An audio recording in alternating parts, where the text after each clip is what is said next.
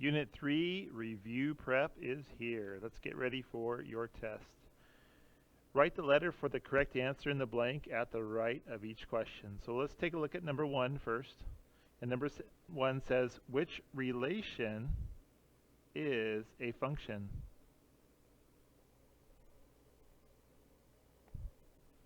Here on number 1, we have to look back at 9-1 to get information about what a function is. So you may want to pause the video and check that out. Now when we look here, we're looking at the x values, and we can see on this first row we have a 3, a 0, a 5, and a 0. So this 0 and this 0 are showing us that 0 you put in and you get a 3, then you put in again and you get a 1. Well, that is not a function. And then the next line we see 0, 0, 0, 0, and we're getting different y values all the way across, and that's not a function.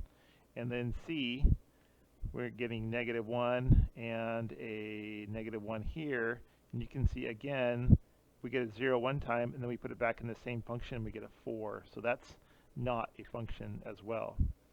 But in the last one we have a 3, a 2, a 5, and a 6, so there's no repeating x values there. So D is the ticket. Number 2, we're also looking at 9-1 for notes. Which statement explains why the relation shown in the table is a function? So we have our x values and we have our y values. So if we look through these, this says the domain. Now remember, which one's the domain? The domain are the x values and the range is the y values. So it says the domain and range values are all positive.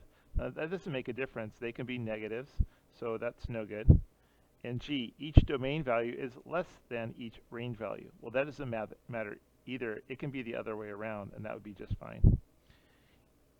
H says the domain and range values are both increasing. Well, that doesn't matter. They can both be decreasing. That would be fine as well. And then J, each domain value is paired with only one range value. And again, it's just like we did on number 1. There are no x values repeating up here. They are all different. So J is our answer. Number 3, what is the value of f of 6 if f of x is equal to 2x minus 11? Now this one you want to go also to 9-1 notes, and you want to take a look at what a function is. This is saying that this is a function. And when you deal with functions, towards the end of the notes on 9-1, it says we're going to find out what the value is. So what goes inside there? X. Well, what is x referring to here? It's saying it's 6. So we're going to insert or substitution property a 6 in, and 2 times 6 is 12, and 12 minus 11 is 1. So the value of f of 6 in this rule here is 1 when x is 6. So this is what you would put into the form. You can also write them like this as a point. Oh, sorry, that's not correct. Let me erase that. Have it the other way around. When x is 6, y is 1, or even y is 1, or f of x is 1. So remember, this is what we're looking for in the form. Number 4, also looking at the notes at 9-1, it says a sports reporter has spent $210 this year in stadium parking fees. He purchased an annual stadium parking pass for $160. Plus, he tips the parking attendant $5 each time he parks at the stadium. What is the independent variable in this scenario? Now, if you look at the notes, you'll find that the independent variable is also known as the domain, also known as the input, also known as the x values. So let's go ahead and look at what the x value is. The independent doesn't matter what it is. The y is the dependent, and the y depends on what the x is. So what is the x value in this thing? Let's look at our choices. The amount of money he has already spent, well, that would be a y because it already happened. So the result of spending money is y. The number of times he parks at the stadium, now that's something that's happening first, and you would have to know how many times he's parking to get how much it's going to cost. H is the cost of the annual stadium parking pass. Well, that's just constant. That doesn't matter. It even noted that it's $160, so that's out. And then the number of annual parking passes he purchases. So he's not going to buy multiple annual parking passes in a year. So we have to go back and look at G, the number of times he parks in the stadium. Now, why is that telling us it's the independent variable? Because up here it says he likes to tip the parking attendant $5 each time he parks at the stadium. So if he goes there once, that's 1 times 5, 2 times 5, 3 times 5, 4 times 5, depending on how many times he parks, plus he has that $210. All right, next one. Number 5. What is the constant rate of change between these two? Now, good notes to go for this one would be 9-3 to take a look at. And 9-3 is talking about the constant rate of change. Now, we know that this typically is the x value and this is the y value. And so we want to find the differences between our sets of numbers here. From 10 to 20, it's plus 10. From 20 to 30, it's plus 10. And 30 to 40, it's plus 10. On the bottom, 100 to 200 is plus 100, plus 100, and plus 100.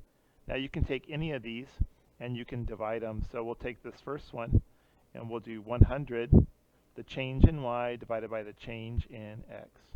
And that's 100 divided by 10. The next one is 100 divided by 10. And the last one is 100 divided by 10.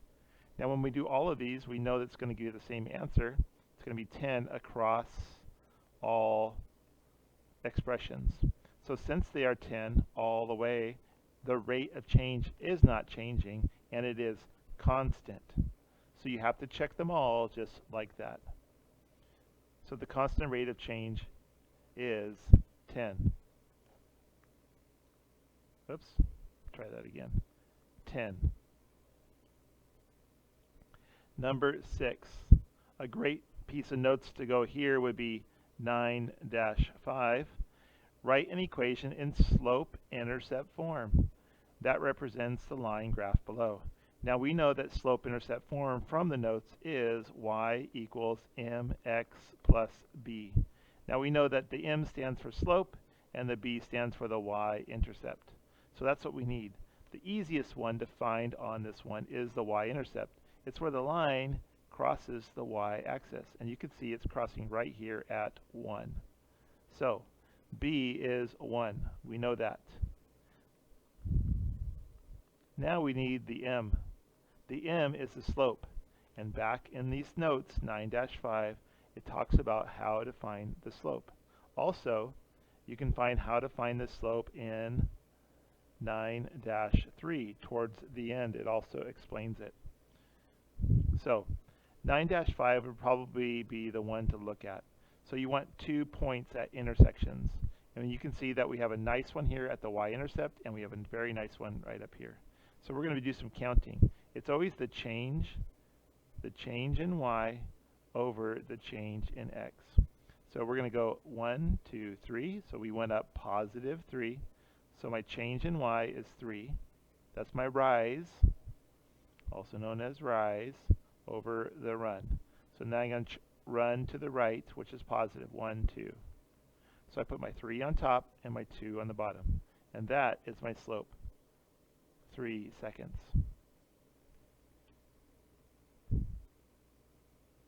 Number 7A. To look here, you're going to be using 9-4 notes for this whole problem. Emma works at a job where her pay varies directly with the number of hours she works.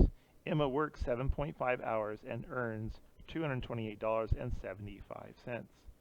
Write a direct variation equation relating Emma's pay, Y, to the hours worked. Now if you look at these notes, it says that the direct variation equation is Y equals KX. Now we did talk in those notes about it also equaling Y equals MX, but we're going to focus on the K. The K means the constant variation. So let's find what that is. So which one's the X value and which one's the Y? Hours or money? Which one comes first? Well, hours would come first to earn the money.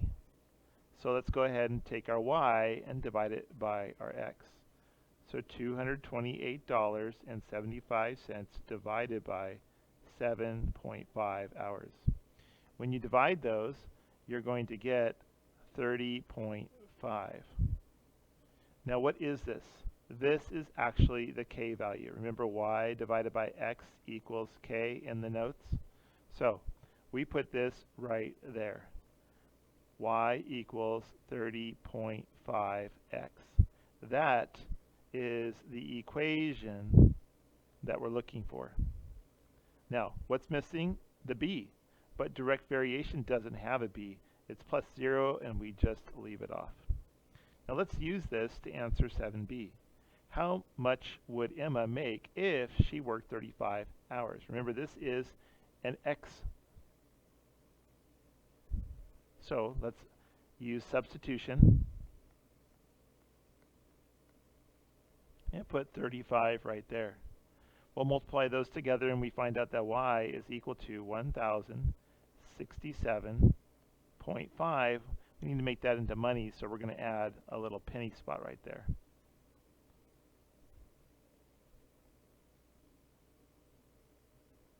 This graph is going to be helping us with numbers 8 through 11. So number 8 says write the slope. Slope, you can look back at 9-3 to find your slope. Or you can even look at 9-5. They're on both. So what is the slope of line A? Well, we got to find line A first. It's right here. And we got to find some crossing points. This is a great point to use. Here's another great point and another great point. Those are constant rates of change there because it's the same distance from each other and it is a straight line. So let's go ahead and look what it is. 1, 2, 3, 4, 5. So we went up 5. Remember, the rise is on top and the run is on the bottom. The change in Y divided by the change in X. So then, once we go up 5, we're going to go to the right 1. So we went up 5, right 1. So our slope is officially 5. Should write 5 here. On number 9, we're going to look at 9-4 notes. Which lines are considered a direct variation? Okay, remember direct variation, you're going to be knowing that it's a straight line when they all are, but in addition to straight lines, they need to go through the origin. And there's only one line going through the origin, and that would be C. Now it says list all that apply, but you see there's only one answer.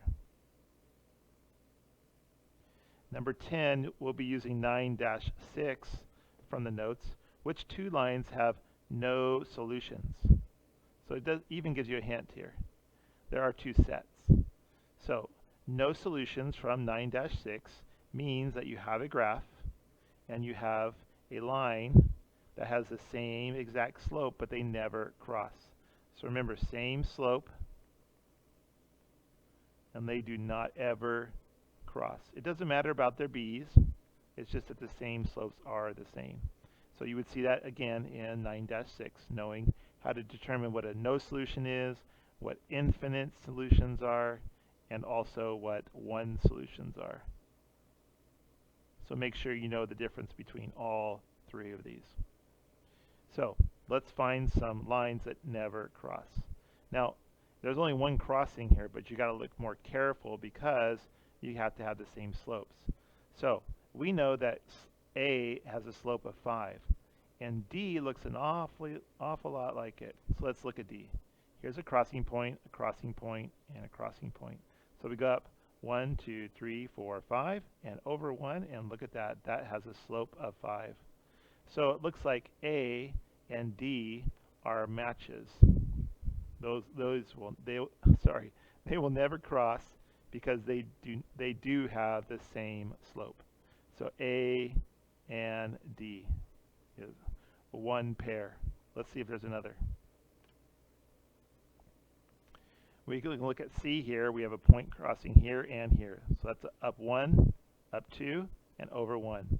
So C has a slope of 2 over 1, which is 2. The slope is 2. And let's look at B. B has a point here and here, here and here. Up 2 and over 1, and look at that. B also has a slope of 2 to 1, which is 2. So B and C are also no solution. So B and C. On number 11, you're going to use some 9-5 notes and some 9-7. It says write an ordered pair where line A and line C intersect. Now we're looking for a crossing section. And remember what that means? If they cross, that means there is exactly one solution. So, do they cross? Well, on this map you can see that they don't. See these two lines? They don't cross on the graph that you see. But since the slopes are different, they are going to cross. So, we need to write a couple equations. We need an equation for line A, and we need an equation for line C in order to find their intersections. So, how do we write these equations? We use y equals mx plus b. So, for A, what is the b? It's 2. So y is equal to something x plus 2. What is the b for C? The b for C is 0. So y equals something x plus 0. Now, I think we already wrote something for both of these. Well, at least we did for C. Oh, no, we didn't. Sorry about that. That was a different question. So let's find our slopes, and we already know our slope for C. Our slope for C is 2, and our slope for A is 5. So let's put those in place. Slope for A was 5, and our slope for C is 2. Now, remember how we did this? If y is equal to this, and y is equal to this, then we know that this is equal to this. And that's what we do. We set it up. 5x plus 2 is equal to 2x plus 0. And I'm going to remove the 2x by adding a negative 2x to both sides. That's the property of equality. And that gives me a nice 0 right here. But at the same time, I'm moving my x's to the left. I'm going to move my constants to the right by adding a negative 2 to both sides. And that gives me a nice 0 right here. So 5x plus negative 2x is actually 3x, and 0 plus negative 2 is actually negative 2. Well, then I divide by 3, and you can see that x is negative 2/3. So that's part of my solution. My x value is negative 2/3. All right, now it's time to find the y. You have to pick the easier of the two, and I can see that this one is super simple because I have a plus 0, and that won't even do anything. So I'll use the substitution prop, and I'll do y is equal to 2 parentheses for the x plus 0. And I will input my x value in here.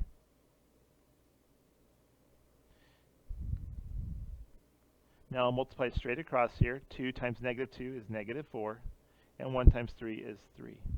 Plus 0 is nothing, so y is equal to negative 4/3. Now to check, you can put the x value and the y value in either the top or the bottom or both to make sure you really for sure correct on the test. Number 12, what is the slope of the line that passes through points 10, 3 and 7, 0? This is going back to lesson 9-3 notes. So we can call this one our first point, and we can call this our second point. It doesn't matter if you get the other way around. We know this is the x value and the y value, and then the x and the y. This is the first point, this is the second point. And so we use what we learned in 9-3. M is equal to y minus y, and you know what those little 2's and 1's mean, over x2 minus x to the 1. Okay, so then we're going to make sure we put everything in the right spots. We're going to use substitution, so we're going to use parentheses. So what goes right up here? The second y, which is 0. And the first y is 3. Then the second x is 7. And the first x is 10. We're going to use additive inverse on the subtraction signs. And you can see it's -3 over -3. And -3 divided by -3 is 1. So the slope is 1. Number 13. This is a little bit confusing when you read for me. I'm not a reader, so let's get through this one. You're going to be needing some 9-7 here, but it's more reading skills. So let's take a look at what we're looking at. It says Ryan paid $535 for exactly 16 trains, or pieces of a train. One of the train's items cost $25 each, and another train's items cost $40 each. Which system of equations represents this equation? So we need two lines here. We need items, and we need money. The money might be the easier one at first. So we can see that he paid $535 for everything. Well, what did he buy? He bought some items at $25 each, and he bought the others at $40 each. So we're going to do 25. Some of the problems are some of the pieces were $25 each, so that'd be X. And the other pieces that he bought were $40 each. And we want to keep our variables different, X and Y, because they are different amounts. Now that's the money one. What about the items? Well, we have a total of 16 items. What is that total? Well, we have some of the X items and we have some of the Y items, and when you add those together, you get 16. So that right there is our system. So where can we find that in the information? Well, we can see it right here on C. X plus Y is 16, and 25x plus 40y is 535. And what's neat about this is you can set them up as equal to each other, or substitute them, and actually find out how many of each piece he bought. Number 14. This is 9-7 notes. It says, at what point do the graphs of the following system equations intersect? Now, this gives you a nice little clue up here. It's giving you a nice substitutor for the value of x. So let's use this one right here for our equation. 6, a long parentheses for the x, minus 5y is equal to 1. Well, what's our x value? Our x value is right here. It says negative y minus 9. Now before we begin, it might be a wise thing to do some additive inverse on this subtraction sign as well as this one. Let's start with distributed property. 6 times all of this is going to give you negative 6y's plus negative 54 plus negative 5y is equal to 1. All right, let's join or combine like terms. Negative 6y and negative 5y can go together to become negative 11y's, and we can do that because we have all addition. and that's the commutative property. And then we're going to shift our constant. Well, let's just write it down here. Let's shift this constant right here to the other side by adding 54 to both sides. And that gives us our nice 0 right here. And then negative 11y is equal to 55. Then we'll divide by negative 11 on both sides, and y is negative 5. All right, well, we found it. Y is negative 5. Now we got to pick one of the two, top or bottom, and I'm thinking that this top one's going to be really easy to use. X is, and that's what we want to know, y, or the negative sign in front of the y, parentheses for the y, minus 9. And what goes in there? Y does. What is y? Negative 5. Well, if we do additive inverse here, or a negative times a negative is a positive 5. And 5 minus 9, or 5 plus a negative 9, is negative 4. So x is negative 4. And remember, you can take this answer and plug it into both equations on test day to make sure it's correct. Number 15. Again, 9-7. What ordered pair is the solution to the system equations? Now they're both set to y, so that makes it really nice. So let's make them equal to each other. 8 minus x is equal to 2x plus 2. We're going to do additive inverse. And now we're going to get our x's together. I'm choosing to move this negative x by adding x to both sides. Since I'm moving my x values this way, I'm going to move my constants this way by adding a negative 2 to both sides. And then you can see that we have some zeros happening right there and right here. And so 2x plus x is 3x's, and 8 plus negative 2 is 6. We'll divide by 3, and we know that this is a giant 1, and x is exactly 2. So we're halfway there. X is 2. Now I'm looking at this top one. That looks super easy to use. Y is exactly equal to 8 minus x. I'll put my x value in, and 8 minus 2 is 6. And remember, you can put those in the equations and it will work for both. Number 16. This is 9-5. Put the following equation into slope-intercept form. Remember what that looks like? Y equals mx plus b. All right, let's get started. So we have a y right here, but we need to get rid of the 6x. So we're going to add a negative 6x to remove it, to send it to the other side. Now we have 2 y's are left over, and that's equal to not negative 4 plus negative 6, but negative 6, we like that in the front, plus negative 4. Then we're going to remove the 2 by dividing by 2, and we'll divide this whole side by 2. This is going to give us a nice 1 there, and y is now left alone, and that's exactly what we want, is equal to, what is negative 6 divided by 2? Negative 3x. And what's negative 4 divided by 2? Negative 2. Now, we can write this much cleaner with less signs, and that would be y is equal to negative 3x minus 2. And that is slope-intercept form. Number 17. This is again back to 9-7. So, we have two equations here. They're a system, and we're going to find out what our x value and our y values are. But first, we need to do something to this top one. It's telling us that y is by itself. Whoops, fix that. Y is by itself, but we need to remove the 7x. So let's do some work on that first. 7x plus y is equal to 4.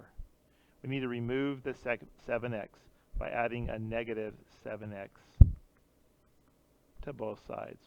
Y is equal now to negative 7x plus 4. All right, this, because y is all by itself, is a great substitutor. Let's use the bottom one to substitute in our y value. So our bottom one says 10x minus 10, and that's a y, so we'll use a big long parentheses for that y, is equal to 40. And what are we going to put in there? We're going to know what y is. Y is this, so y goes right inside there. Negative 7x plus 4. Let's use a little bit of additive inverse, and let's start distributing. Negative 10 times this and negative 10 times this. Well, that's going to give us 10x here in the beginning plus 70x's plus negative 40 is equal to 40. Now, we're going to go ahead and combine like terms.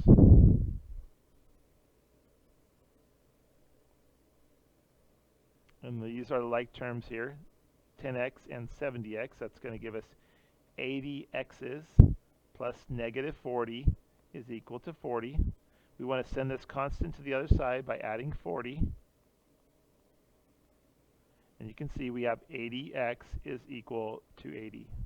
We'll divide by 80 on both sides, and x is 1. We found it. X is 1.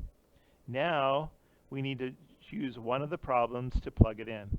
I'm thinking this top one looks super simple, well, easier at least. So let's write that down. 7 parentheses for the x plus y is equal to 4. You know what? I had another thought. Look how easy this one is already. Let's use that one. Y is equal to negative 7 parentheses for the x plus 4.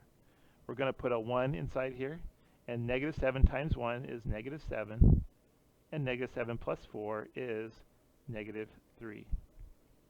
So y is negative 3. Again, you can put this into both equations and make sure that it works for both, and you know you are exactly right on test day.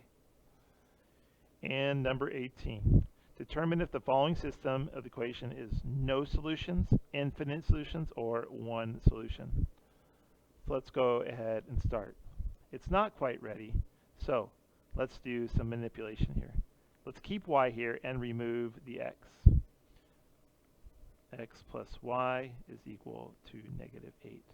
We're going to add a negative x to both sides, and now y is by itself, and it's equal to negative x plus negative 8.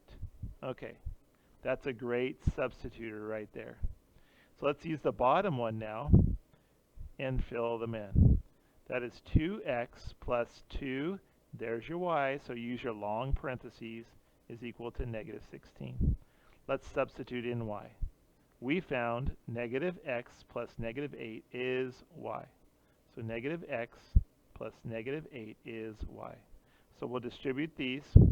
So back to the beginning, we have 2x plus negative 2x plus negative 16 is equal to negative 16.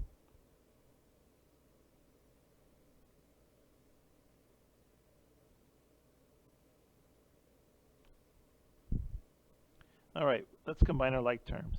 2x plus negative 2x is actually gone. The x's have disappeared, and now we see that we have negative 16 is equal to negative 16. And when this happens, when it's a true statement, like this, and the variables are vanished, we know that that means one thing, that it is an infinite solution. You can, of course, always go back and study all these. Let me give you this. 9-7 and 9-6 will help you with this one. Did I give it to you on 17? Yeah, I did. All right, there you go. Put in the time and effort, and you will do good.